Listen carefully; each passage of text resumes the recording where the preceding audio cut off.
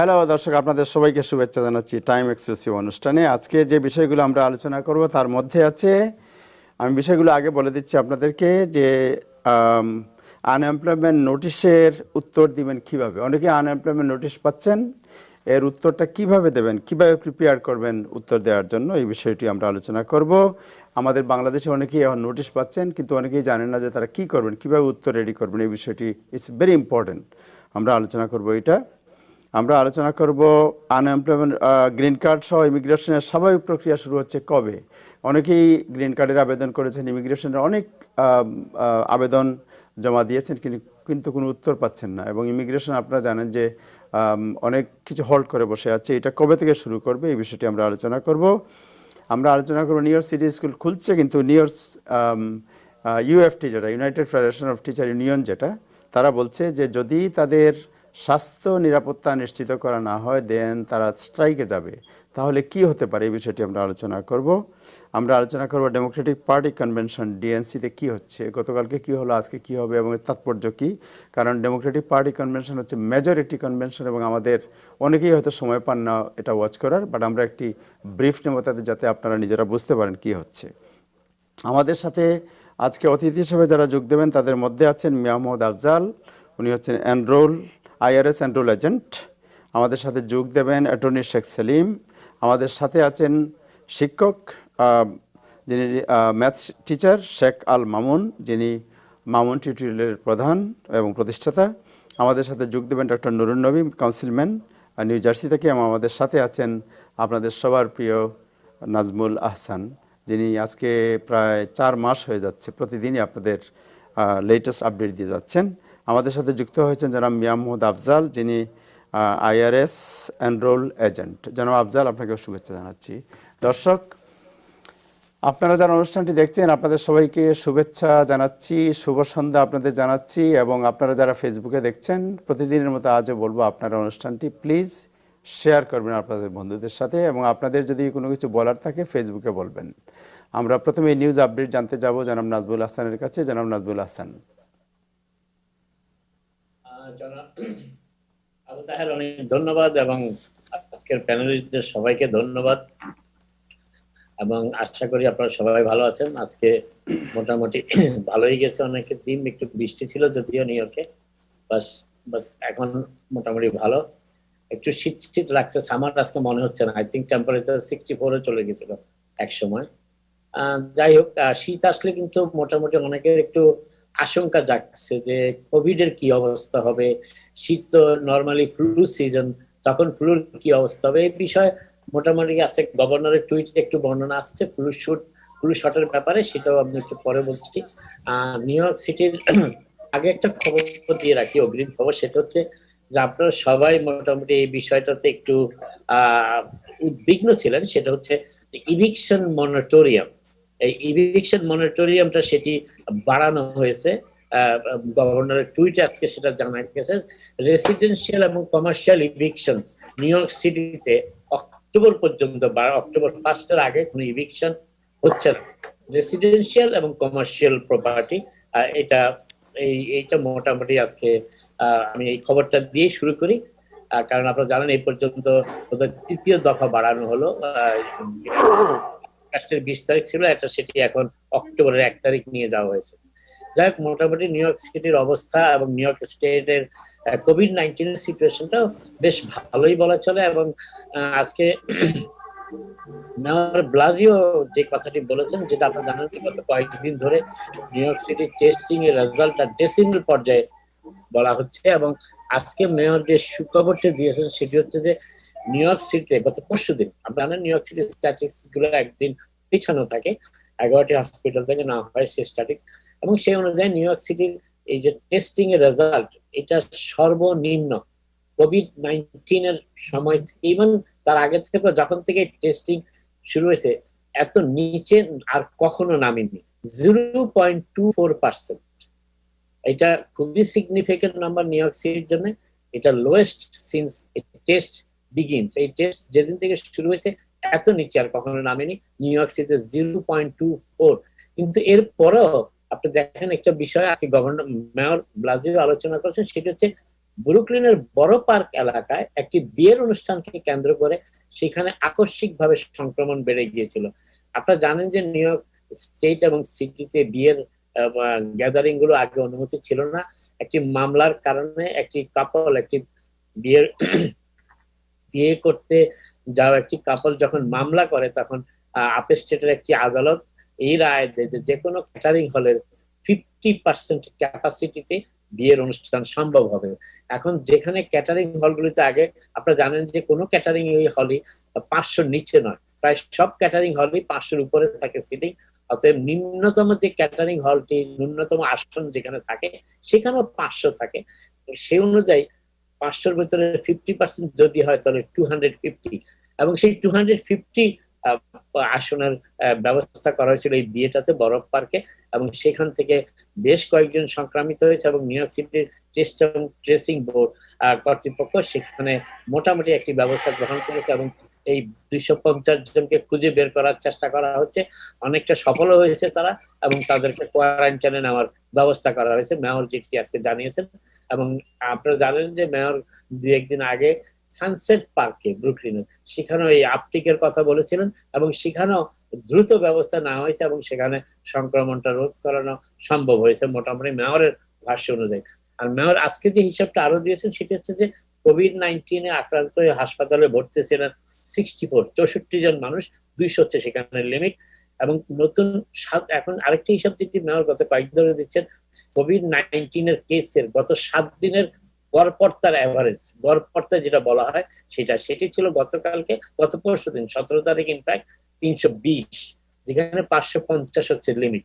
এবং টেস্টিং এর খবর তো আগেই বলেছি 0.24%, এবং এটা সবচেয়ে লোয়েস্ট এ পর্যন্ত। গভর্নর টুইটের মাধ্যমে আজকে যে তথ্য দিয়েছে নিউ ইয়র্ক স্টেটের কোভিড-19 পরিস্থিতি সম্পর্কে, সেখানে দেখা যাচ্ছে আশাব্যঞ্জক খবর আবারও 80,425। সমগ্র নিউ ইয়র্ক স্টেটে গতকাল 80,425 জনের টেস্ট করা হয়েছে। এই পরিমাণ টেস্ট পৃথিবীর অনেক দেশেও এখন করা হয় না, যেটি নিউ ইয়র্ক স্টেটে করা হয়েছে 80,425 টেস্ট। সেখানে মাত্র 631 জনকে পজিটিভ চিহ্নিত করা গেছে, যেটির পার্সেন্টেজ গড়পড়তার হিসাব হচ্ছে প্রতি 100 জন 78 জন, অর্থাৎ 0.78%, এবং সেটাও সিগনিফিকেন্টলি লো। এবং এর ফলে গত 11 দিন ধরে নিউ ইয়র্ক স্টেটে যত টেস্ট হয়েছে প্রতিদিনই টেস্টের গড়পড়তার সংক্রমণের হার ছিল 1 পয়েন্টের নিচে, এবং which is really significant number. Governor আজকে সেই জন্য আবারও প্রতিদিনের মতো নিউ ইয়র্কবাসীকে ধন্যবাদ জানিয়েছেন। তাদেরকে বলেছেন যে তাদের এই সংযম, ধৈর্য এবং এই ত্যাগ, এই স্যাক্রিফাইস যদি তারা অব্যাহত রাখেন তাহলে নিউ ইয়র্কের যে সেকেন্ড ওয়েভের কথা বলা হয় সেটি হয়তো নিউ ইয়র্কবাসী নজরে নাও পড়তে পারে, যে কথাটি গভর্নর এবং মেয়র দুজনে বলার চেষ্টা করেন। এবং নিউ ইয়র্ক স্টেটে হাসপাতালে ভর্তি ছিলেন কোভিড-19 আক্রান্ত হয়ে 548 জন সমগ্র নিউ ইয়র্ক স্টেটে, এবং দুর্ভাগ্যজনক ভাবে হলো 6 জন নিউ ইয়র্কবাসী প্রাণ হারিয়েছেন এই কোভিড-19 গতকালকে। এই হচ্ছে। আর আরেকটি স্ট্যাটিস্টিক্স আসছে যেটা প্রতিদিন আমি ওইটা বলি না, আজকে বলছি, যে পৃথিবীতে কোভিড-19 আক্রান্তের সংখ্যা 22 মিলিয়ন অতিক্রম করেছে। এবং এই জন্য আপনারা ইতিমধ্যে আপনারা জানেন 7,80,000-এর বেশি মানুষ এই কোভিড-19 আক্রান্ত হয়ে প্রাণ হারিয়েছেন সমগ্র পৃথিবীতে, এবং সেখানে প্রায় 22 মিলিয়ন মানুষ এ পর্যন্ত আক্রান্ত হয়েছে। আরেকটি কথা যেটি প্রথমে বলেছিলাম যে ফ্লু শটের ব্যাপারে, গভর্নর কুমো আজকে নিউ ইয়র্কবাসীকে ফ্লু শটের ব্যাপারে আগ্রহী হতে বলেছেন, ফ্লু শট নেবার কথা বলেছেন। এবং সেটা হচ্ছে যে এই বিষয়টি একটু জটিল এই কারণে যে এই ফ্লু শট এবং কোভিড-19 এর ব্যাপারটি মোটামুটি এই নিউ ইয়র্ক স্টেটের সকল মানুষকে একটু উদ্বিগ্ন করে তুলেছে, কারণ অনেকেরই আশঙ্কা যে শীত আসলে হয়তো যেসব ফ্লুর সিজন সেই সময় যদি কোভিডের সংক্রমণটা রোধ না করা যায় কিংবা কোনো ভ্যাকসিন না আসে তাহলে কি অবস্থা হবে, সেই নিয়ে মোটামুটি অনেকেই উদ্বিগ্ন। তা সত্ত্বেও গভর্নর আজকে বলেছেন যে সবাই যেন নিউ ইয়র্কের নিকটস্থ তাদের প্রাইমারি কেয়ার ফিজিশিয়ান অথবা হসপিটাল ফ্যাসিলিটি গুলোতে গিয়ে এই ফ্লু শট নেওয়ার ব্যবস্থা করেন। এবং আমি আগেই বলেছি যে এই বছর ফ্লু শট নেওয়াটা অত্যন্ত গুরুত্বপূর্ণ, বিশেষ করে কোভিড-19 এর কারণে। এবং গভর্নর এবং আমরা অনেকেই আশা করছি যে এবং ডিসেম্বরের আগেই হয়তো বা ভ্যাকসিন পাওয়া যাবে। যুক্তরাষ্ট্র গভর্নমেন্ট, ফেডারেল গভর্নমেন্ট যে 2টি ভ্যাকসিনে বিনিয়োগ করেছে, ইনভেস্টমেন্ট করেছে $1 বিলিয়ন উপরে, সেই 2টি ভ্যাকসিনে এখন চূড়ান্ত পর্যায়ের লার্জ স্কেল, খুব বড় আকারের ট্রায়াল চলছে এবং আশা করা যাচ্ছে যে সেপ্টেম্বরের শেষ কিংবা অক্টোবরের শুরুতে এই ব্যাপারে আরো কিছু বিস্তারিত খবর আমরা পাবো। তবে ডিসেম্বরের আগে কিংবা জানুয়ারির শুরুতে, ডিসেম্বরের শেষ কিংবা জানুয়ারির শুরুতে চূড়ান্ত ভাবে ভ্যাকসিন অ্যাভেলেবল হবে সবার জন্য। এবং আরেকটি বিষয় সেটি হচ্ছে যে ভ্যাকসিন যাতে পৃথিবীর সকল মানুষের জন্য সমানভাবে অ্যাভেলেবল হয়, সেই ব্যাপারে অনুরোধ জানিয়েছেন পোপ ফ্রান্সিস। তিনি বলেছেন যে দরিদ্র ধনী নির্বিশেষে সকলের জন্য যাতে ভ্যাকসিনটি অ্যাভেলেবল করা যায়, সেই বিষয়টির দিকে সকলের নজর দেওয়া উচিত। এবার একটু নিউ ইয়র্ক সিটি স্কুল খোলার ব্যাপারের খবরটাতে আসি। মোটামুটি বেশ উদ্বেগজনক খবর। নিউ ইয়র্ক সিটির টিচারদের যে ইউনিয়ন, যেটা আমি জানি না আমাদের মামুন ভাই সেটার মেম্বার কিনা, বাট সেই টিচার্স ইউনিয়ন আজকে বেশ শর্ত দিয়েছে মেয়র ব্লাজিওকে, এবং শর্তটি বেশ কঠিন। শর্তটি হচ্ছে প্রতিটি স্কুল খোলার আগে প্রতিটি ছাত্র এবং প্রতিটি শিক্ষককে টেস্ট করতে হবে কোভিড-19 এটা হচ্ছে শর্ত, এবং এই শর্ত মানা না হলে যদি মেয়র ব্লাজিও স্কুল খোলার দিকে অগ্রসর হন, তারা আদালতের শরণাপন্ন হবেন।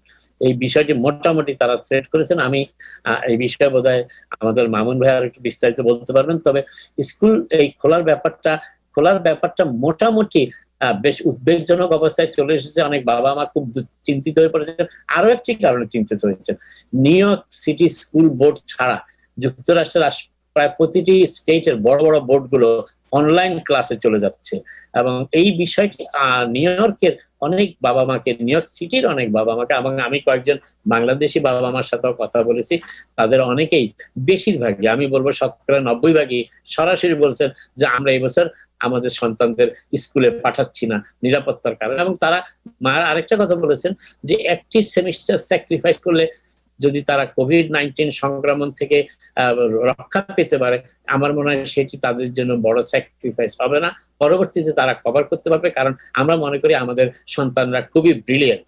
যাই হোক, এই বিষয়টা তাদের বাবা মাদের মন্তব্য। মোটামুটি স্কুল খোলার ব্যাপারটা নিউ ইয়র্কে বেশ স্পর্শকাতর অবস্থায় চলে এসেছে। আর মেয়র ব্লাজি অবশ্য এখনো তার স্কুল খোলার প্ল্যান নিয়ে মোটামুটি তিনি নিশ্চিত আছেন, এবং তিনি চেষ্টা করছেন বাবা মাকে এইভাবে আশ্বস্ত করতে যে তাদের সন্তানদের স্বাস্থ্যের, নিরাপত্তার সব রকম ব্যবস্থা সিটি কর্তৃপক্ষ গ্রহণ করেছে, যেটা অনেকের কাছে যথেষ্ট মনে হচ্ছে না। মনিটরিয়ামের ব্যাপারে আমি আগেই বলেছি, নিউ ইয়র্ক সিটির মনিটরিয়াম ঠেকানো গেছে আরো অক্টোবরের 1 তারিখ পর্যন্ত। রেসিডেন্সিয়াল এবং কমার্শিয়াল উভয় ক্ষেত্রের এভিকশনের ক্ষেত্রে এটি কার্যকর হবে। আরেকটি হচ্ছে মেয়র ব্লাজিও আজকে একটি পরিকল্পনা পেশ করেছেন, সেটি হচ্ছে যে নিউ ইয়র্ক সিটির ব্ল্যাক ওন্ড বিজনেস, অর্থাৎ কৃষ্ণাঙ্গদের মালিকানাধীন যে বিজনেস প্রতিষ্ঠানগুলো আছে, তারা যাতে আরো বেশি ব্যবসা বাড়াতে পারে সেই ব্যাপারে তিনি একটা পরিকল্পনা ঘোষণা করেছেন। তার মেয়রের বক্তব্য হচ্ছে যে নিউ ইয়র্ক সিটির স্মল বিজনেস সার্ভিস একটি সমীক্ষা চালিয়েছিল, তাতে দেখা যাচ্ছে নিউ ইয়র্ক সিটিতে অশ্বেতাঙ্গ অর্থাৎ কৃষ্ণাঙ্গদের পপুলেশন 22%, কিন্তু তাদের ব্যবসা প্রতিষ্ঠানের মালিক মাত্র 2%। এবং এই বৈষম্যটি অনেক ক্ষেত্রেই এবং এই করোনা ভাইরাস সংক্রমণের ক্ষেত্রেও প্রভাব বিস্তার করেছে, এবং সেটাকে দূর করার জন্য, কমিয়ে আনার জন্য তার এই ব্ল্যাক ওন্ড বিজনেস অর্থাৎ কৃষ্ণাঙ্গদের মালিকানাধীন বিজনেসকে প্রমোট করার, কিংবা তাদেরকে বিভিন্নভাবে, শুধু প্রমোট নয়, তারা যাতে ক্যাপিটাল পেতে পারে, ইনভেস্টমেন্ট পেতে পারে, কারিগরি সহযোগিতা পেতে পারে, মার্কেটিং এর হেল্প পেতে পারে, সবগুলো ব্যাপারেই সিটি প্রশাসন থেকে সাহায্য করা হবে।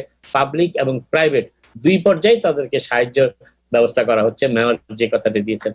আর একটি খবর হচ্ছে যে আমরা জানি গত বছর আমাজন যাতে নিউ ইয়র্ক শহরে কোনো ঘাঁটি গাঁটতে না পারে সেই ব্যাপারে একটি আন্দোলন লং আইল্যান্ড সিটিতে হয়েছিল, কিন্তু নীরবে আমাজন কর্তৃপক্ষ ম্যানহাটনের লর্ড এন্ড টেইলর বিল্ডিংটি কিনে ফেলেছিল $1 বিলিয়ন দিয়ে, যেটি 6,30,000 স্কোয়ার ফুটের, এবং সেখানে তাদের অফিস খুলছে এবং প্রায় 2,000 লোকের চাকরির ব্যবস্থা তারা করবে বলে আমাজন কর্তৃপক্ষ জানিয়েছে। অর্থাৎ নিউ ইয়র্ক সিটিতে 2000 লোকের চাকরি ব্যবস্থা আমাজন কর্তৃপক্ষ করছে। সাবেক store Lord and Taylor fifth অ্যাভিনিউতে ম্যানহাটনের, যেটি খুবই একটি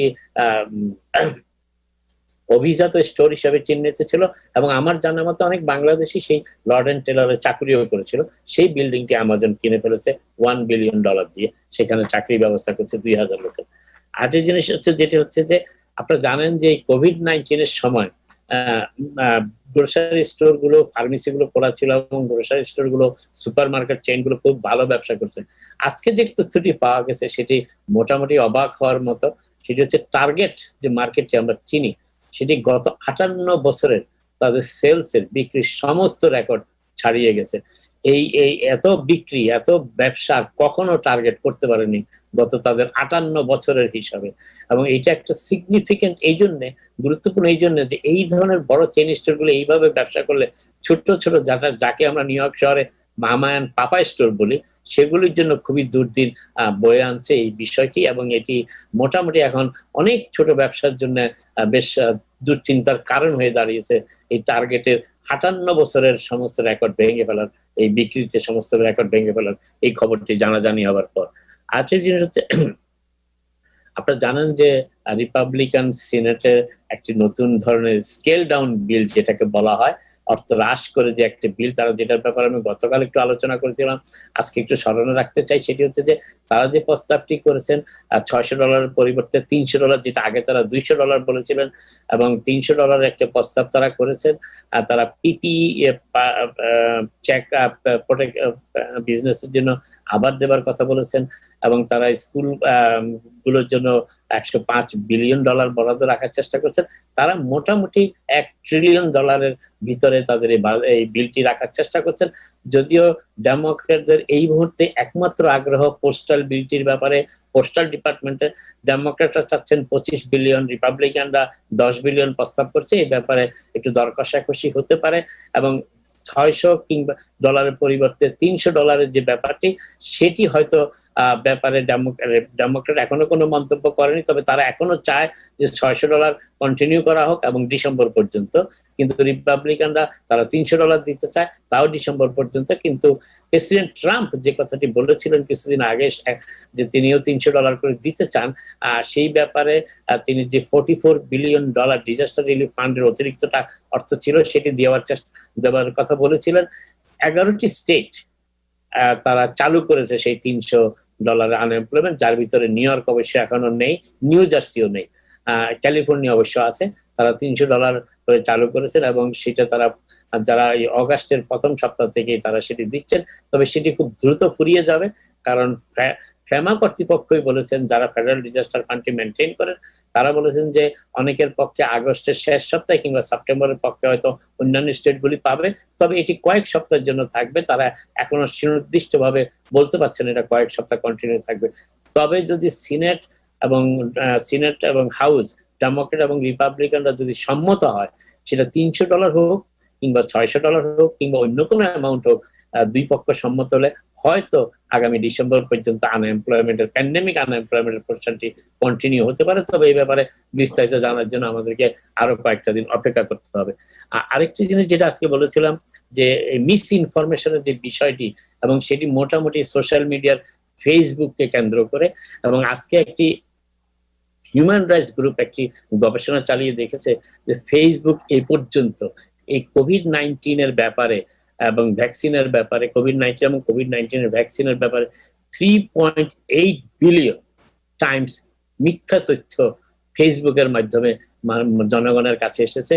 এবং এটা খুবই একটি সিগনিফিকেন্ট নাম্বার, যে ফেসবুকে আপনারা জানেন যে আগে তেমন কোনো যাচাই বাছাই ছিল না, যে যা পোস্টিং করতেন সেটাই সেখানে পোস্ট করা হতো, তুলে ধরা হতো।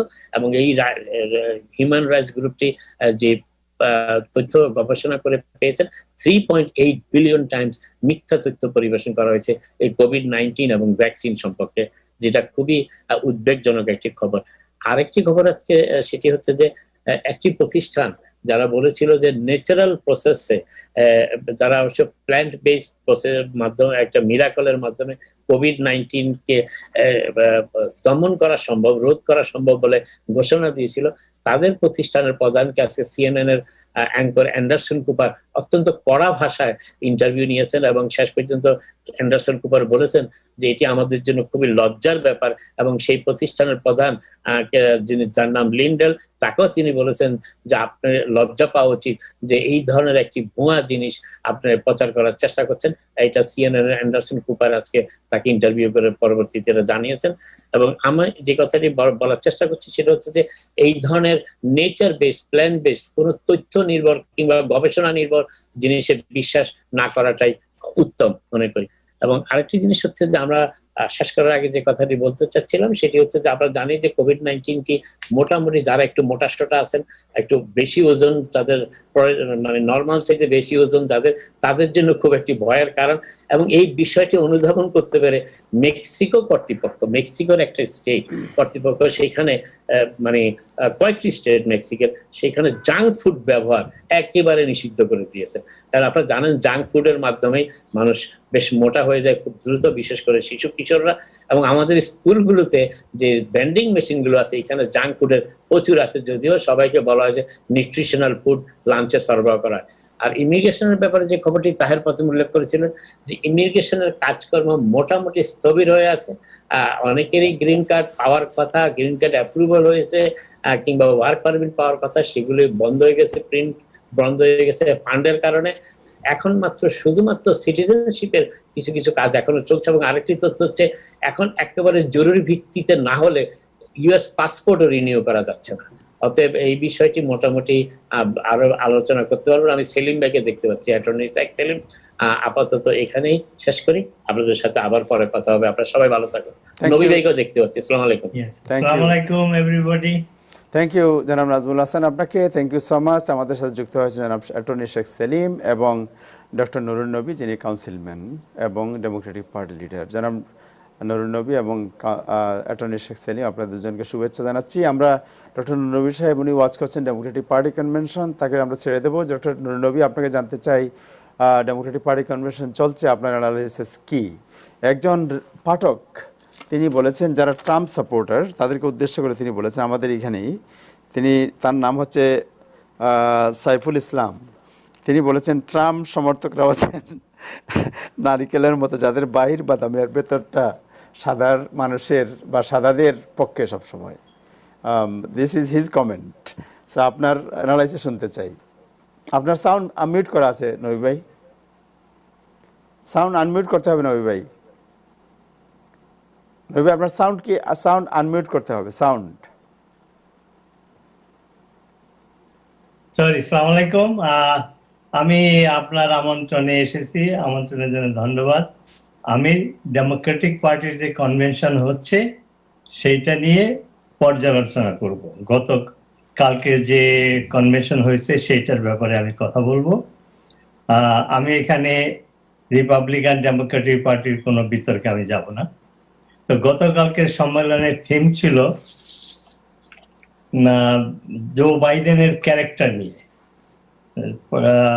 কনভেনশনে দেখানো হয়েছে যে জো বাইডেন একজন মানবিক মানুষ, সে একজন মানবিক প্রেসিডেন্ট হবে।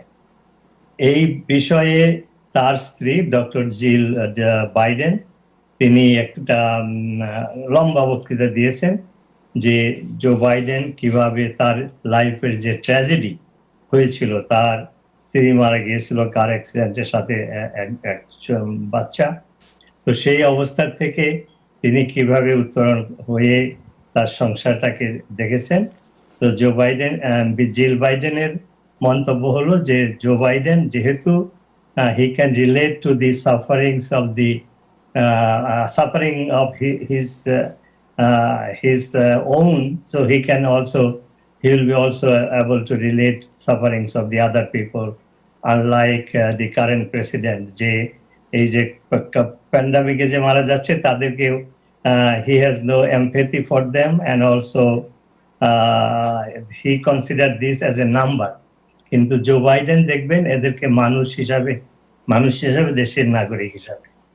আরেকটা ঘটনা কালকে ঘটেছে, কালকে জানেন যে অফিসিয়ালি জো বাইডেনকে নমিনেশন দেওয়া হয়েছে অফিসিয়ালি।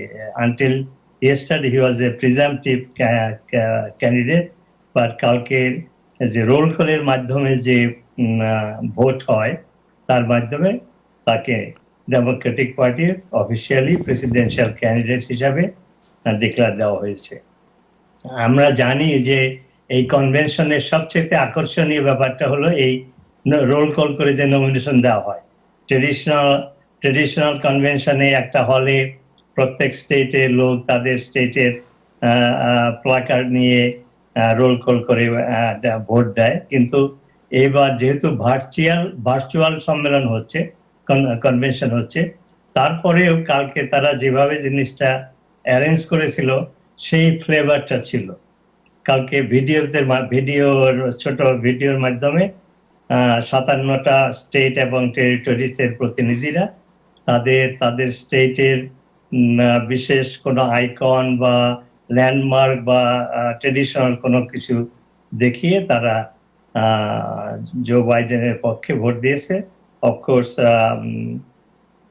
যে 1,000-এর মতো বার্নি স্যান্ডার্সের ডেলিগেট ছিল, তারা বার্নি স্যান্ডার্সের পক্ষে ভোট দিয়েছে, কিন্তু বার্নি স্যান্ডার্স আগেই বলেছে যে he will support Joe Biden. Anyway, তো এইভাবে কালকে তাকে নমিনেশন দেওয়া হয়েছে অফিসিয়ালি। আর জো বাইডেনকে ইন্ট্রোডিউস করেছে ফর নমিনেশন, প্রপোজ করেছে ফর নমিনেশন নিউ ইয়র্ক টাইমসের এক সিকিউরিটি গার্ড মহিলা, নামটা হলো জ্যাকুলিন অ্যাসবি। সে একদিন ডিউটি করছিল, তখন জো বাইডেন ওই নিউ ইয়র্ক টাইমস অফিসে এসেছিল বোর্ড মিটিংয়ে ইন্টারভিউ দেওয়ার জন্য। তো সেই এলিভেটরে যে লেস দ্যান এ মিনিটসের যে জার্নি, এখানে তাদের কনভারসেশন, এখান থেকে অ্যাসবির মনে হয়েছে যে জো বাইডেন একজন দয়ালু মানুষ, তিনি সাধারণ মানুষের সাথে মিশতে পারেন, সাধারণ মানুষের কথা ওনার হৃদয়ে আছে। তো সেই জন্য সে ইন্ট্রোডিউস করেছে। এটা বোধহয় আমার জানা মতে এই ধরনের ক্যান্ডিডেটকে এই ধরনের ইন্ট্রোডিউস করা একজন সাধারণ মানুষ দিয়ে এই বোধহয় প্রথম। তো যাই হোক, কালকে স্টার স্পিকার অনেক ছিল, তার মধ্যে রিপাবলিকান পার্টির জেনারেল কলিন পাওয়েলস, যে পরে বুশ অ্যাডমিনিস্ট্রেশনের সেক্রেটারি অফ স্টেট হয়েছিল। তো এর আগে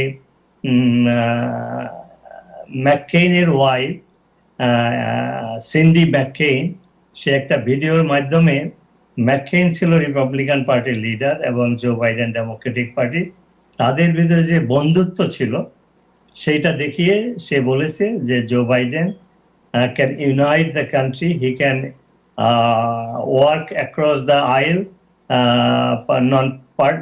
নন পার্টিজান ওয়ে। এইভাবে সে ইন্ট্রোডিউস করে জো বাইডেনকে দেখিয়েছে যে he can unite the country.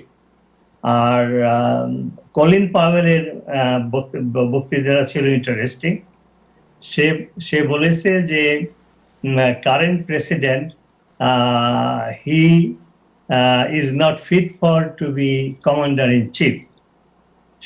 সে বলছে যে আমি জো বাইডেনের সাথে অনেক কাজ করেছি, জো বাইডেন প্রেসিডেন্ট হলে, please listen his quote, I will be honoured to salute হিম।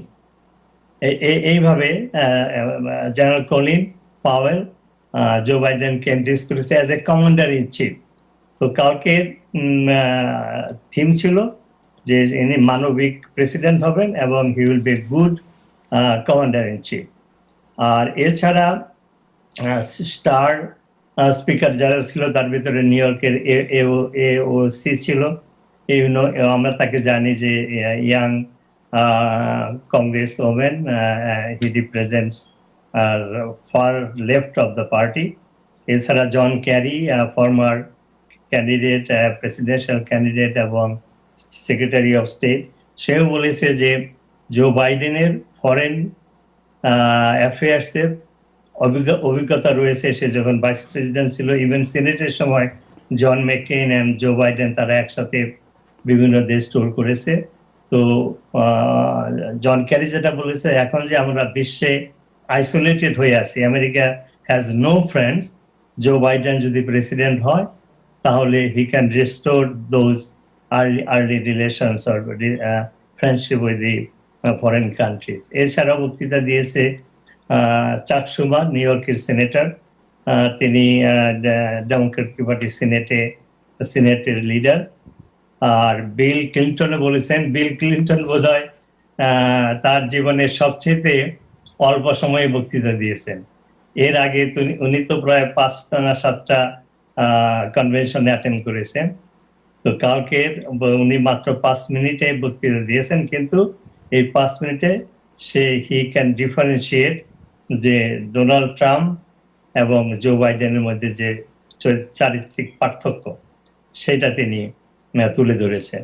তো এই ছিল মোটামুটি কালকের সম্মেলনের বা কনভেনশনের হাইলাইটস। তো আমি এখন আবার গিয়ে দেখব, শুরু হয়েছে অলরেডি। আশা করি আগামীকাল আপনাদের সাথে দেখা হবে। আগামীকাল আবার কনভেনশনের আজকের কনভেনশনের আমি পর্যালোচনা করব। Thank you doctor Nurnabi. আপনাদের সবাইকে ধন্যবাদ। কালকে আবার দেখা হবে ইনশাআল্লাহ। Thank you so much doctor Nurnabi, আপনাকে সময় দেওয়ার জন্য থ্যাংক ইউ সো মাচ। দর্শক, আমরা এখন আলোচনা করব যে যারা বিভিন্ন নোটিশ পাচ্ছেন আনএমপ্লয়মেন্টের, নোটিশের জবাব কিভাবে দেবেন এবং আপনাদের করণীয় এই বিষয়ে আমরা আলোচনা করব।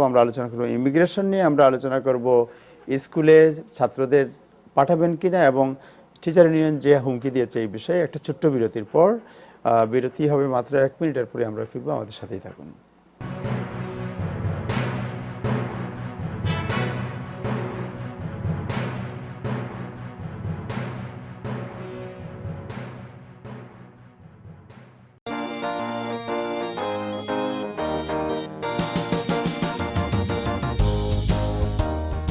Dr. Kamal, MBBS. Ronnie, MA LLB. Shuman, MSc Engineering. Shahnaz, MSc, former teacher, Dhaka University. None of them knew about People and Tech. If they did, they would not be doing such odd jobs. Engineer Mr. Hanif assures that he will not let a single educated immigrant perform odd job. No more odd job. Change your life and lifestyle.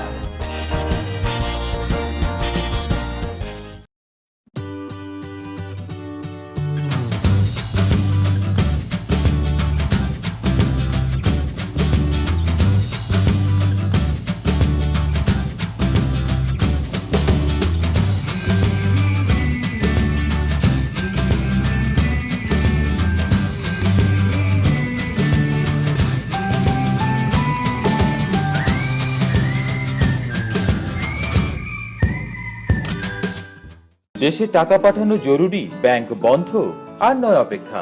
24 ঘন্টা money transfer সেবা নিয়ে এলো সেন্ডওয়েভ। আকর্ষণীয় exchange রেটে কোনো ফি ছাড়াই ঘরে বসে যে কোনো সময় নিরাপদে আমেরিকা, ইউকে ও ইউরোপ থেকে টাকা পাঠান বাংলাদেশে। সেন্ডওয়েভ মুহূর্তেই পৌঁছে দেবে আপনার প্রিয়জনের বিকাশ অ্যাকাউন্টে। ডাউনলোড করুন সেন্ডওয়েভ অ্যাপ আর লগ অন করে প্রিয়জনের কাছে নির্ঝঞ্ঝাট টাকা পাঠান যখন প্রয়োজন তখন। Sendwave, send money with love. Over the past 25 years, Khan's renowned specialized high school program has helped nearly 3,000 students gain acceptance to New York City's top high schools, such as Stuyvesant, Bronx Science, and Brooklyn Tech.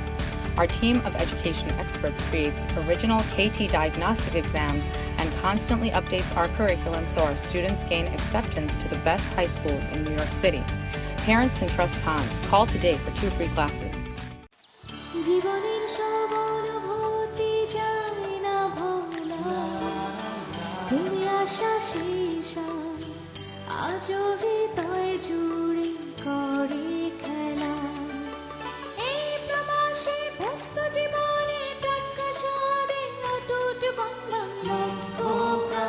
বাংলাদেশের টাটকা মাছ, সবজি, snacks, সেরা স্বাদে সেরা মানে।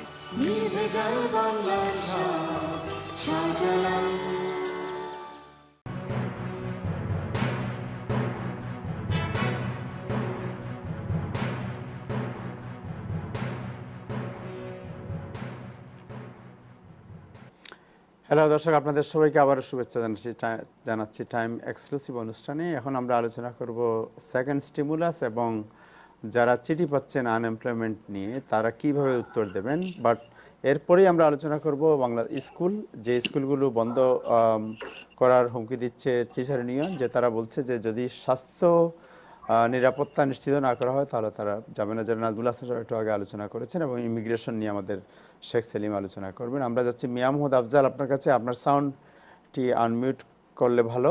আমরা প্রথমে জানতে চাই, যারা চিঠি পাচ্ছেন আপনার অডিটের অথবা আপনার নোটিশ পাচ্ছেন আনএমপ্লয়মেন্ট নিয়ে চিঠি দেওয়ার উত্তর দেওয়ার জন্য, তারা অনেকেই চিন্তিত আছেন কিভাবে উত্তর দিবেন, কি করবেন তারা, এই বিষয়ে কি বলবেন আপনি? সঞ্চালক তাহের ভাই সহ প্যানালিস্ট এবং টাইম টিভির সমস্ত দর্শক শ্রোতাকে আসসালামু আলাইকুম ও শুভেচ্ছা। আপনি যে প্রশ্ন করলেন, যারা চিঠি পাচ্ছে আনএমপ্লয়মেন্টের তারা কিভাবে রেসপন্স করবে, এখন কথা হচ্ছে যে এই চিঠি বুঝতে হলে প্রথমে আমার বুঝতে হবে যে চিঠিতে কি আছে এবং সেটা কিভাবে রেসপন্স করতে হবে।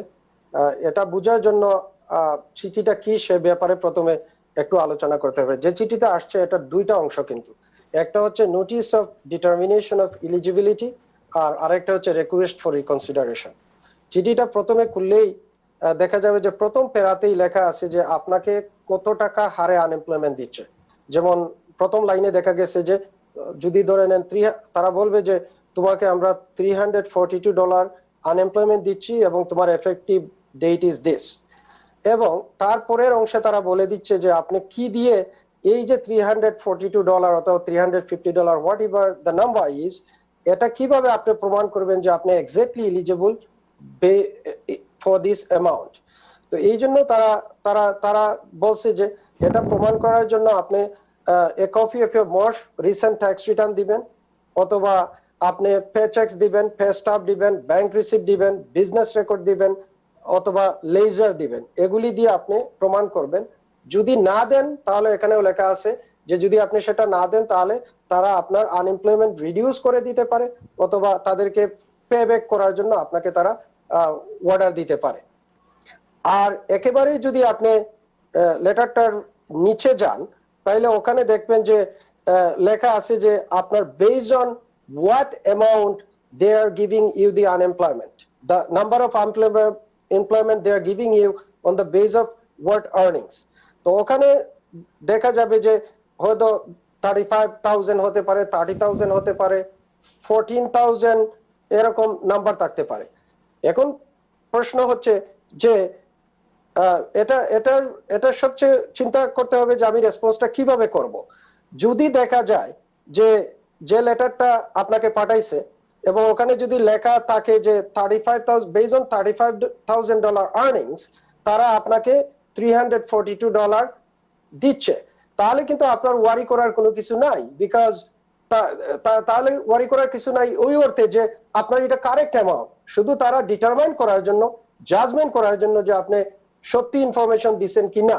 দেন this guy should be happy, he doesn't have to worry about it worried about it because he has given the correct information only যখন সে ফিজিক্যাল অথবা এভিডেন্সিয়ারি ডকুমেন্ট পাঠাবে আনএমপ্লয়মেন্ট আর কোনো রেসপন্স উনাকে করবে না, মানে তারা স্যাটিসফাইড হয়ে যাবে যে his earnings and unemployment amount awarded to him is correct amount. The উদ্বেগের কারণ তারা বুঝতে পারবে কি হবে যারা যদি দেখা যায় যে তারা বলে যে তোমাকে $350 বেসড অন ইউর আর্নিং আমরা দিচ্ছি, and what is your earning, if he sees there, he or she sees there it is $35,000 and actually their earning on schedule C is $10,000, here is the catch, he should be worried about it। the কারণ হচ্ছে যে তখন উনি ওই যে proper অ্যামাউন্টটা পাচ্ছে না, উনি বেশি নিয়ে আসছে। তো যখন উনি এই ডকুমেন্টটা দিবে তখন ওরা আবার রিডিটারমাইন করবে, ফার্দার ডিটারমিনেশন দিবে যে তুমি বেশি নিয়ে গেছো, এই পয়সাটা আমাদের ফেরত দিতে হবে। আর আরেকটা কথা এখানে হলো যে এই অ্যাপ্লিকেশনের লাস্টের পার্টে রিকোয়েস্ট ফর রিকনসিডারেশন রেসপন্সটা তখনই করা লাগবে যদি আপনার আর্নিং এবং যদি আপনার ওই যে আনএমপ্লয়মেন্ট পেমেন্ট অ্যামাউন্টের ভিতরে যেটা আপনি ইনফরমেশন অ্যাপ্লিকেশনের সময় দিছিলেন ওটা যদি ডিফারেন্ট হয়ে থাকে তাইলে রিকোয়েস্ট অফ রিকনসিডারেশন আপনি পাঠাবেন। তাইলে এটা আপনার পক্ষে হতে পারে, আপনার বিপক্ষেও হতে পারে। যদি দেখা যায় যে তারা আপনাকে কম দিচ্ছে তাহলে আপনি তাদের ওই বেসড অন ইয়োর ইনফরমেশন তারা এটা রিডিটারমাইন করে তারা বলবে যে আমরা তোমাকে কম দিছি, তোমার এটা আমরা কি অ্যাডজাস্ট করে এত টাকা করে তোমাকে দেওয়ার কথা ছিল, আমরা এত টাকা দিছি, সো তোমাকে ডিফারেন্ট আমরা দিয়ে দিচ্ছি। যদি উনি বেশি নিয়ে আসে তাহলে ওনার কাছে বলবে যে তুমি বেশি নিয়ে গেছো, এটা ব্যাক করে দাও। তাহলে request for reconsideration is not necessary. অনেকে রেসপন্স করতে সেটা হয়তো জানে না, এটা দিয়ে দেয়। একমাত্র তাদের লেটারের সাথে যখন দেখা যাবে যে আপনার আর্নিং এবং পেমেন্ট অ্যামাউন্ট যদি ঠিক না থাকে তাইলে রিকোয়েস্ট ফর রিকনসিডারেশন পাঠাবেন, না হলে পাঠানোর দরকার নাই। এখন আরেকটা প্রশ্ন হচ্ছে অনেকেই আনএমপ্লয়মেন্ট করছেন যাদের কোনো ইনকামের কোনো প্রুফ নাই, তারা কি করবে? এটা হচ্ছে বড় একটা কোয়েশ্চন। আমরা বিশ্বাস করব তারা যেহেতু বলছে তাদের জব আছে, জব না থাকলে এবং জব না গেলে আনএমপ্লয়মেন্ট করা যায় না, কিন্তু কেউ করে ফেলছে। এখন তারা কি করবে? তাদের রেসপন্স হতে পারে যে তারা যদি 2019 এর ইনকাম ট্যাক্স রিটার্নে যদি তাদের কোনো স্কেজুয়াল সি না থাকে তাহলে তাদের কোনো ইনকাম ছিল না রিটার্নে, ওটা দিলে কোনো কাজ হবে না। তাহলে তারা মনে করবে যে উনি কাজ ছাড়াই আনএমপ্লয়মেন্ট নিয়ে নিছে। তাহলে এখন তারা করতে পারে কি, জানুয়ারি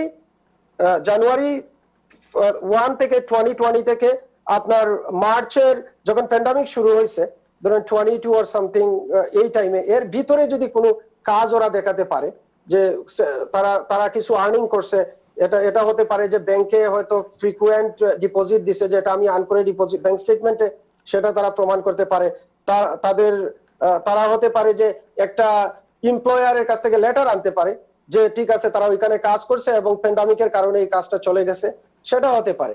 আরেকটা জিনিস হচ্ছে তারা করতে পারে সেটা হচ্ছে যে কোনো জব অফারও যদি পেয়ে থাকে, যে সে কাজ রিয়েলি শুরু করে নাই, বাট একটা এমপ্লয়ার অফার করছে যে তোমাকে you have been hired here as a cashier and you should start your job March 15, কিন্তু দেখা গেল যে মার্চ 15 এর সময় বা মনে করেন মার্চ 25 এই সময়টা বন্ধ ছিল বাই গভর্নমেন্ট অর্ডার, তো উনি জয়েন করতে পারে নাই, উনি এরকম একটা লেটার দিলে he will be eligible for unemployment. আর আরেকটা হচ্ছে যে অ্যামেন্ডমেন্টটাতে আমি অত ডিসকারেজ করি না, অ্যামেন্ডমেন্ট তাদের জন্য কস্টলি হবে। দ্য রিজন ইজ হয়তোবা দেখা গেল যে সে আনএমপ্লয়মেন্ট জানুয়ারিতে অ্যাপ্লাই করছে, কিন্তু দেখা গেছে যে এই জানুয়ারি থেকে অগাস্ট হয়ে গেছে, এর পর্যন্ত সে যদি ভুল করে থাকে, আমি তো অ্যামেন্ডমেন্টটা করবো আমার ভুল হয়ে গেছে বলে, কিন্তু দেখা গেল যে অগাস্টে যখন লেটার পাঠাইছে লেবার ডিপার্টমেন্ট, তখন আপনি অ্যামেন্ডমেন্ট করে আসছে, তখন তারা সাপোর্টিং ডকুমেন্ট চাইতে পারে। তো অ্যামেন্ডমেন্টও একটা অপশন, মানুষ ভুল করতে পারে, ভুল হয়ে যায়, কোনো ইনকাম ছিল ইত্যাদি। তো মেক শিওর এটা সবচেয়ে ভালো যদি একটা সাপোর্টিং ডকুমেন্ট দিয়ে যদি অ্যামেন্ডমেন্ট করে। আরেকটা উদ্বেগের কারণ অনেকের দেখছি এক্ষেত্রে যে $180 একজন ওয়ার্কার পাচ্ছে, কিন্তু তার ইনকাম $6000, সে স্কেজুয়াল সিও দিছে, 1099 ও দিছে, কিন্তু সে আমাদের বলে ভাই আমরা তো এগুলা দিলাম, কিন্তু এখন তারা আমার লাগছে যে আমার ইনকাম 14,196, আমার কি পয়সাটা পে ব্যাক করতে হবে? উনারও ওয়ারি করার দরকার নেই, উনি এটা পে ব্যাক করা লাগবে না। The reason is the minimum unemployment benefit is awarded according to New York State is $182. So even income একজনের যদি 14,000 হয় সেও 182 পাবে, 5,000 হলে 182 পাবে, ইভেন 10,000 হলে 182 পাবে। সো $6,000 বা $3,000, এবং ওই লেটারের ভিতরে যেহেতু লিখে দিছে 14,196, তার চিন্তা করার দরকার নেই, ওনার ইনকাম যদি 4,000 হয় he is eligible for $182. It's good thing, এটা নিয়ে ওয়ারি করার কোনো দরকার নেই। সো আমার মনে হয় মোটামুটি এটা বুঝে শুনে এভাবে রেসপন্স করলে কোনো অসুবিধা হবে না, এবং আমি যেভাবে বললাম সেভাবে যদি ইনফরমেশন গুলি দিয়ে থাকে হয়তোবা এটা অ্যাকসেপ্ট করবে labor department of labor. Thank you so much. Thank you. আমি আসতেছি, আজল ভাই উনি আছে আমাদের সাথে, আমরা আমি পরে কথা বলতেছি। well explained নাজমুল ভাই, আমরা পরে কথা বলতেছি এই বিষয়ে আরবার। আমি একটু জনাব শেখাল মামুনের কাছে যাচ্ছি, ওনার স্কুলের ব্যাপারটা, ওনার একটু অনেকক্ষণ থেকে বসে আছেন। শেখাল Mamun, thank you so much আপনাকে। আপনি শুনেছেন নাজমুল ভাই একটু আগে বলেছেন যে স্কুলে টিচার ইউনিয়ন ওনারা হুমকি দিয়েছেন যে স্কুল যদি সেফটি এনশিওর করা না হয়, সমস্ত বাচ্চাদের কোভিড টেস্ট এবং অন্যান্য বিষয়ে আনুষঙ্গিক সংশ্লিষ্ট না থাকে, তাহলে তারা স্ট্রাইকে যাবেন। আপনি কি মনে করেন? Thank you, Tharbai and Time Television. Well, in the whole United States, among the top 10 school districts, New York City is the top one. Rest of them are closed. They're going to go to online, including LA, San Diego, Atlanta, Houston, and many more school districts. Even our neighboring school state, New Jersey, they're postponing their school system until November. So, এবং new York governor আইসগো বলছে যে new York city রেস্টুরেন্টগুলো কিন্তু close হয়ে যাবে during the fall, because it's not safe to have dinner inside this in the restaurant. So এখন even আমরা জানি যে north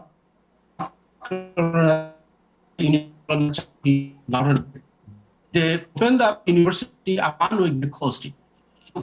All this example, yes, New York City is in a very good condition in terms of the infections rate, but it is really unwise at this point without any safety precautions.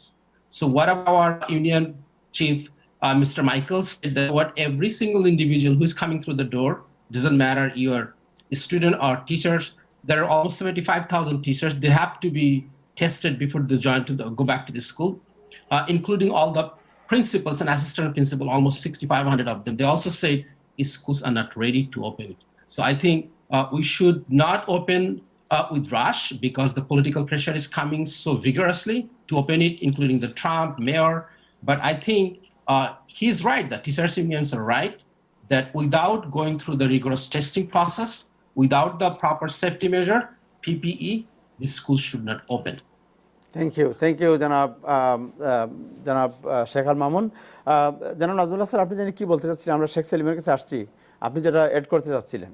আমি যেটা add করতে চাচ্ছিলাম সেটা হচ্ছে আপনারা খুব সুন্দরভাবে ব্যাখ্যা করেছেন, কিন্তু ইদানিং একটা নতুন দেখা যাচ্ছে, সেটা হচ্ছে যে অনেকেই জব করেছেন ক্যাশে কিংবা চেক নিয়েছেন, কারণ তারা এই বছরই চাকরি শুরু করেছেন, অতএব তাদের ইনকাম ট্যাক্স ফাইলের ব্যাপারটি এখনো কিন্তু আসে নাই।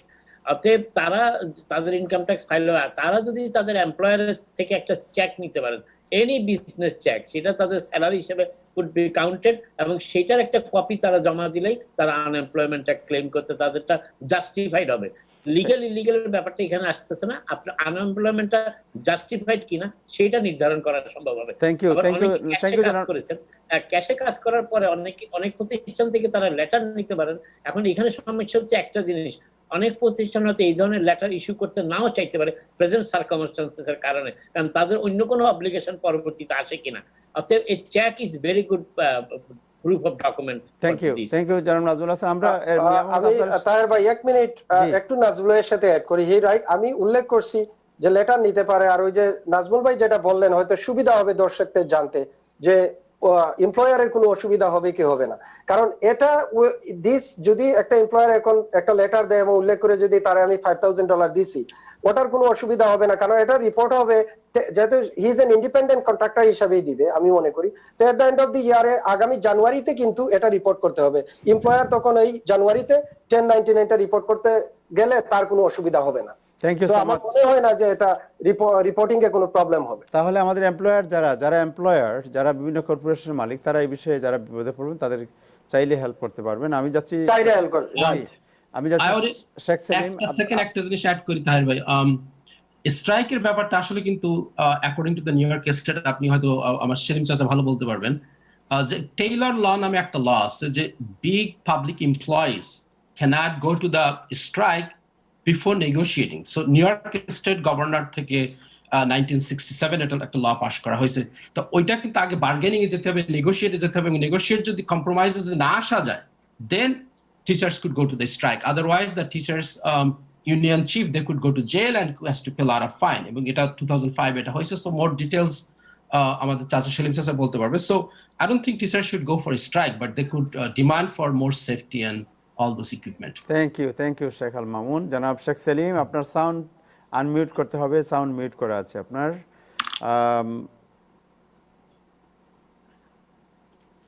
Just press unmute. জি হ্যাঁ, আনমিউট প্রেস করলেই হয়ে যাবে। সেলিম মামা লেফট হ্যান্ড সাইড। জি হয়ে গেছে। Thank you so much Sheikh Selim, আপনাকে শুভেচ্ছা জানাচ্ছি অনুষ্ঠানে। আপনি জানেন যে আমাদের অনেকেই আবেদন করেছেন, কিন্তু সব আবেদন হল্ট হয়ে আছে, because immigration is almost close, they don't have budget. এখন অনেকেই জানতে চাচ্ছেন কবে নাগাদ ইমিগ্রেশন স্বাভাবিক হবে। এটা তো বলা কঠিন কবে নাগাদ। অন্য অন্য সবকিছু যখন একটা পলিটিক্যাল অ্যান্সার দিয়ে যাক, অন্য সবকিছু যখন জীবন যখন স্বাভাবিক হবে তখন ওটা অস্বাভাবিক হবে। তাই ছাড়া তো আর অন্য কোনো উপায় অন্য কোনো পন্থা দেখছি না এই কারণ আইন সম্ভব না, আর কোভিড তো রাতারাতি তুলে দেওয়া সম্ভব না। এখন যে কিছু উত্তর, আপনার এই প্রশ্নের উত্তর পরিবেশ পরিস্থিতির উপরে নির্ভর করে। তো পরিবেশ পরিস্থিতি যেমন এইটা শুরু হয়েছে একটা প্যান্ডেমিক দিয়ে, pandemic has a direct consequences on every aspect of the life today, including government actions, immigrations, court কাছারি মালি মামলা সবকিছুর উপরে। তো এই কোভিড-19 এর ইম্প্যাক্টটা যখন পর্যন্ত বা এই রিস্কটা, থ্রেটটা রিজলভ না হচ্ছে, তখন অন্য কিছু রিজলভ হওয়া তো সম্ভব না। এর ইম্প্যাক্টটা মানুষের জীবনের বিভিন্ন দিকে ওতপ্রোতভাবে জড়াই গেছে বা এত ডাইরেক্ট ভাবে এফেক্টেড করেছে যে এইটার মানে রিস্কটা রিমুভ না হওয়া পর্যন্ত এটা সম্ভব না। যেমন চিকিৎসকদের ভাষায় যতক্ষণ পর্যন্ত এর ইফেক্টিভ ট্রিটমেন্ট না বেরোচ্ছে অথবা কোনো এফিকেশাস বা সেফ ভ্যাকসিন না বেরোচ্ছে, ততক্ষণ পর্যন্ত এই থ্রেটটা তো চলে যাওয়ার সম্ভাবনা নেই।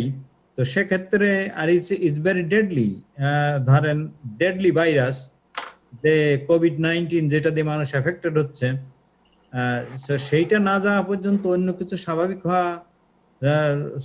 স্বাভাবিক হওয়ার আশা করাটা ঠিক হচ্ছে না মনে হয়, বা আশা করা সম্ভব হচ্ছে না। আপনার উত্তর কখন স্বাভাবিক হবে এটা, তবে কিছু কিছু জিনিস আগে যেমন টোটালি শাটডাউন ছিল, এখন রিওপেনিং হতে শুরু করছে, বিভিন্ন অ্যাপ্লিকেশন তারা গ্রহণ করছে, তারা কম বেশি প্রসেস করছে, কিন্তু একটা স্বাভাবিক পর্যায়ে, রেগুলার পর্যায়ে, প্রি প্যান্ডেমিক পর্যায়ে যেতে আমার মনে হয় এখনো টাইম লাগবে। তার কারণ বর্তমানে ধরেন ইমিগ্রেশন ইন্টারভিউ হচ্ছে না, ইমিগ্রেশন কোর্ট কাছারি যদিও অফিসিয়ালি বলা হচ্ছে খোলা, কিন্তু প্র্যাকটিক্যালি খোলা না, কোনো হিয়ারিং হচ্ছে না, জাজ সাহেবরা সে বসতে চায় না, হিয়ারিং এর আগের দিন ফোন করে বলে দেয় no hearing, will let you know, সেই অবস্থায় পড়ে আছে। 3 মাস আগে লেট ইউ নো বলছে, তারা আর জানাচ্ছে না। স্থবির অবস্থায় সবকিছুই আছে, জীবনযাত্রা যেভাবে স্থগিত হয়ে আছে, ইমিগ্রেশন প্রসেসটাও সেইভাবে স্থগিত হয়ে আছে। আর ফার্দার মোর আপনারা জানেন যে এই administration, Trump administration is very hostile to the United States immigration population এর কাছে, এবং ইমিগ্রেশন পলিসির ব্যাপারে খুবই হোস্টাইল। তারা অনেক হোস্টাইল পলিসি মেনটেন করে এবং অ্যান্টি ইমিগ্রেশন পলিসি মেনটেন করে। তো সেক্ষেত্রে তো আরো এডিশনাল ব্যাপার হয়ে দাঁড়িয়েছে, যেমন ট্রাম্প 1014 এক্সিকিউটিভ অর্ডার চালু করে এই বছরের জন্য জুনের 20 তারিখ থেকে ডিসেম্বরের 21 তারিখ পর্যন্ত সর্বপ্রকার ইমিগ্রান্টদের এন্ট্রি বন্ধ করে দিয়েছে। তো কোনো নিউ ইমিগ্রেশন ভিসাও ইস্যু হবে না, কোনো টেম্পোরারি ওয়ার্কার্স ভিসা ইস্যু হবে না, এবং তারা কেউ এই দেশে ঢুকতেও পারবে না। তার কারণ তারা একটা বড় মক্ষম অজুহাত পেয়েছে যে প্যান্ডেমিকের, কোভিড-19 প্যান্ডেমিকের কারণে 17-20 মিলিয়ন লোক আনএমপ্লয়েড হয়ে পড়েছে আমেরিকা। সো আমেরিকান ওয়ার্কারদের জন্য জব অপরচুনিটির ব্যাপারে বিরাট প্রতিযোগিতা শুরু হয়ে গেছে। তো সেক্ষেত্রে নতুন ইমিগ্রান্ট আসলে তারা they going to compete with the American workers. তো সেই প্রতিযোগিতাটা বন্ধ করার জন্য সে পুরা এই বছরের জন্য ডিসেম্বর 31 পর্যন্ত সমস্ত ইমিগ্রেশন ভিসা বা ইমিগ্রান্টদের আসা বন্ধ করে দিয়েছে। তো সেক্ষেত্রে একটা বড় প্রবলেম আছে। ইভেন কি যাদের ভিসা আগে ইস্যু হয়েছে কিছু কিছু কান্ট্রিতে সেগুলো আসা বন্ধ হয়েছে, সব কান্ট্রি নাই এর ভিতরে। এবং বলা হচ্ছে ইমিগ্রেশনে বা স্টেট ডিপার্টমেন্টে খবর নিলে বা সিপিবি এখানে বর্ডার পেট্রোল খবর নিলে বলা হয় যে তোমরা করো, আমেরিকান কনসুলেট, লোকাল কনসুলেটের সাথে যোগাযোগ করো, ওই দেশেতে করবো কিনা। সো ইনফরমেশনের দরজাটাও অনেকটা বন্ধ, রাইট। সো সেক্ষেত্রে আপনার কাছে শেখ সেলিম, আপনার কাছে দুইটা প্রশ্ন আছে। একটা প্রশ্ন একজন করেছেন, খুব সংক্ষেপে দিলে ভালো হবে। জিল্লুর রহমান, উনি বলেছেন যে তার একজন আত্মীয় পরিবার সহ ইমিগ্রেশন ভিসা নিয়েছেন এবং টিকিট কাটার পরও ফ্লাইট বন্ধ হওয়ার কারণে ভিসার মেয়াদ শেষ হয়ে গেছে। এখন কি নতুন করে অ্যাপ্লাই করতে হবে কিনা, জাস্ট যদি সংক্ষেপে জবাব করে অ্যাপ্লাই না, তারা যাদের ভিসার মেয়াদ শেষ হয়ে গেছে তারা এমবেসিতে আবার ওই ভিসাটা রিনিউয়ালের জন্য অ্যাপ্লাই করতে পারে। তারা ইউজুয়ালি 6 মান্থের আরেকটা ভিসা দিয়ে দেবে, তার ভিতরে এসে পৌঁছাইতে হবে। আর তারপরেও যদি প্যান্ডেমিকের কারণে তারা না আসতে পারে, ফ্লাইট না পায়, তারপরেও কনসুলেটের অপশন ডিসক্রিপশন আছে আবার রিইস্যু করা ভিসা, তার কারণ যে কারণে তারা আসতে পারে না, it's beyond their control. So they can extend more again for immigrant visa to come back again, to মানে আমেরিকায় ঢোকার জন্য। Thank you so much, thank you জনাব নাজমুল হাসান। কোনো আপডেট আছে আপনার লেটেস্ট? ইমিগ্রেশনের ব্যাপারে যেটা সেলিম ভাই বলতেছিল সেটার সাথে একটু অ্যাড করি। জি, ইমিগ্রেশনটা কানাডার জন্য একটু প্রবলেম হয়ে দাঁড়াইছে, কারণ কানাডাতে ইমিগ্রেশন ড্রাস্টিক্যালি কমে গেছে এবং যেটা কানাডার ইমিগ্রেশনে খুব এফেক্ট করতেছে। প্রেসিডেন্ট ট্রাম্প হয়তো সেদিকে লক্ষ্য রাখছেন না, কারণ আমেরিকার ইকোনমি তো এটা এফেক্ট করবে ভেরি সুন। আর আরেকটা জিনিস আমি সেলিম ভাইয়ের কাছ থেকে আমি জানতে চাচ্ছিলাম, সেটা হচ্ছে যে সমস্ত লোকজন বাংলাদেশে গেছে এবং যাদের 1 বছরের ভিতরে ফিরে আসার কথা, তারা যদি 1 বছরের ভিতরে এই প্যান্ডেমিকের কারণে ফিরে না আসতে পারে গ্রিন কার্ড দাঁড়িয়ে, what is their option? Their option, they should come back immediately. ধরেন ফ্লাইট চালু হওয়ার পর শিগগিরই তাদের আরেকটা অপশন আছে, যেমন আপনারা জানেন যারা গ্রিন কার্ডধারী তারা আমেরিকান কিছু এয়ারলাইন তো এখন চলছে, তারা আমেরিকান এমবাসিতে যোগাযোগ করলে ওদের একটা ওয়েবসাইট আছে, তারা বলবে যে আমরা আমেরিকায় ফেরত দিতে চাই, আমাদের স্ট্যাটাসেই। তখন যেমন কাতার এয়ারলাইন কতগুলি ফ্লাইট আসছে, ওই ফ্লাইটে ফার্স্ট কাম ফার্স্ট সার্ভ বেসিসে তারা আসতে পারছে। তারা ইউজুয়ালি এসে ওয়াশিংটন ডিসিতে নামছে, তারপর যাদের রেসপেক্টিভ স্টেটে ফেরত যাচ্ছে। সো সেইটা একটা প্রসেস এখন অব্যাহত আছে। তো এটা ইউএস সিটিজেন এবং পার্মানেন্ট রেজিডেন্টরা এটার সুযোগটা নিতে পারে। থ্যাংক ইউ জনাব Sheikh Selim, thank you so much. একটা ছোট্ট প্রশ্ন আছে, একজন জানতে চাচ্ছেন, ওর নাম হচ্ছে এদিত হক। উনি বলছেন যে my brother goat interview last year in January for F2B category, but unfortunately he did not get the visa and return case back to the USCIS for review. It has been almost 1 year USCIS doing review. I have called USCIS each month for inquiry, but they tell us to wait. In this situation, what I can do? Please give me your valuable opinion.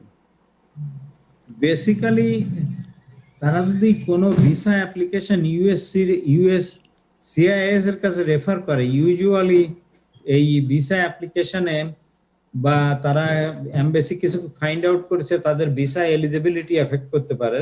যেমন ধরেন তাদের হয়তো সন্দেহ হইতে পারে যে এইটা মানে ক্লেমড রিলেশনশিপটার সম্পর্ক নিয়ে। তো সেক্ষেত্রে হয়তো ইউজুয়ালি যদি ভিসা অ্যাপ্লিকেশন USCIS এ ব্যাক করে দেয়া হয় with the recommendation to revoke the approval. So সেক্ষেত্রে যদি সেরকম কিছু হয় কিনা, আমাদের পুরো ফ্যাক্টস নাই ভদ্রলোকের, তো সেরকম যদি যে এটা বাই ফ্রড আর কোনো কারণে এটা অ্যাপ্রুভ করা হয়েছে যে এটা অ্যাপ্রুভ করা ঠিক হয় নাই এখানে, তাহলে তারা আরেকটা notice of intent to revoke issue করবে এখানে। তারপরে তার অ্যান্সার দিতে হবে। তারপরে ওটা বিবেচনা করে যদি তারা আবার মনে করে না এটা ঠিক ছিল, আবার ফেরত পাঠায়, তখন তারা ভিসা পেয়ে চলে আসবে। বেসিক্যালি এই মুহূর্তে এই প্রসেসে তাদের অপেক্ষা করতে হবে এবং USCIS এর সাথে যোগাযোগ করতে হবে। এছাড়া অন্য কোনো ওয়ে নাই যে এটি এক্সপেডাইট করার। আর বর্তমানে তো সবকিছুই স্থবির অবস্থায় পড়ে আছে, সেটা একটা ব্যাপার। তবে একটা জিনিস আপনারা বলি যেটা গুরুত্বপূর্ণ, যদিও এক্সিকিউটিভ অর্ডার দিয়ে সমস্ত নন ইমিগ্রেন্ট ভিসা প্রসেসিং বন্ধ রাখা হয়েছে, তবে একটা জিনিসের এক্সেপশন আছে এই এক্সিকিউটিভ অর্ডারে।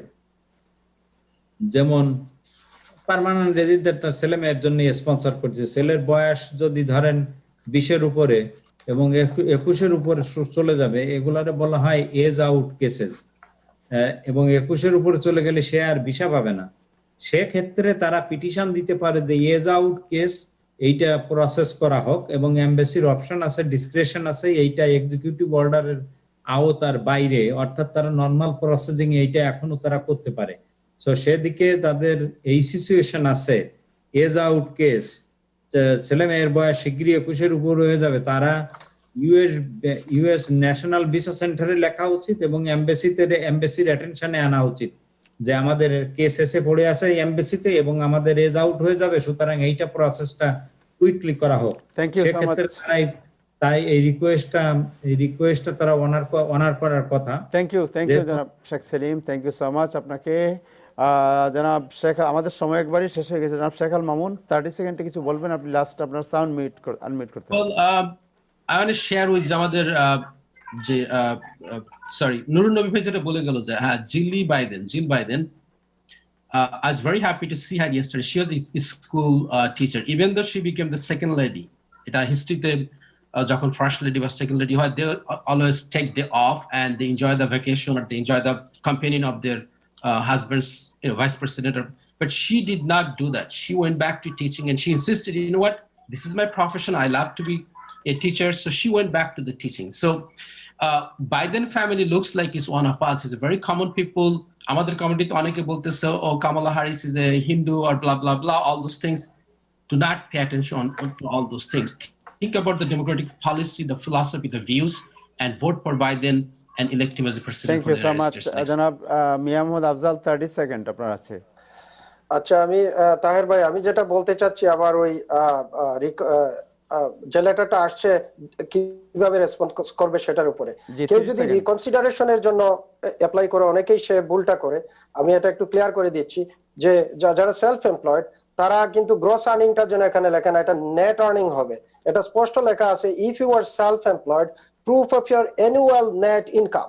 সো যেটা হলো স্কেজুয়াল সিতে যে ইনকামটা আছে, ওই ইনকামটাই যেন তারা এখানে আবার এই ইনকামটাকে 4টা কোয়ার্টারে ভাগ করে, first quarter, second quarter, third quarter, fourth quarter এভাবে লেখা আছে। তারা যখন এই কোয়ার্টার গুলি লিখবে তখন যেন নেট ইনকামকে 4 ভাগে ভাগ করে এক একটা কোয়ার্টারে বসায়, এরা যেন গ্রস ইনকামকে না বসায়। যদি গ্রস ইনকাম বসায় তে আরেকটা ভুল করে বসবে। Thank you so much, thank you. আমার মনে হয় যে এটা আমরা অন্য সময় আবার ডিটেইলস আলোচনা করতে পারবো। আজকে আমাদের অলরেডি টাইম ইজ ওভার। আমি সবাইকে ধন্যবাদ জানাচ্ছি। জনাব নাজমুল হাসান, আপনাকে অশেষ ধন্যবাদ। আপনাকে সবাই বলছে যে আপনার ব্যাকগ্রাউন্ডটি অত্যন্ত সুন্দর আজকে লাগছে। জনাব Sheikh Al Mamun, thank you so much for your time. You are teacher, but whenever we are calling you, you are giving us time. Thank you so much for your valuable time. জনাব Sheikh Selim, thank you so much. অনেক পুরনো বন্ধু আমাদের এই কমিউনিটির। প্রথম যে একজন দুজন অ্যাটর্নি কাজ করতেন তিনি ছিলেন একজন, এবং জনাব মিয়া মোহাম্মদ আফজাল, আপনাকে অশেষ ধন্যবাদ সময় দেওয়ার জন্য। দর্শক, আজকে এ পর্যন্তই। আগামীকাল আবার দেখা হবে। সবাই ভালো থাকবেন। খুদা হাফেজ।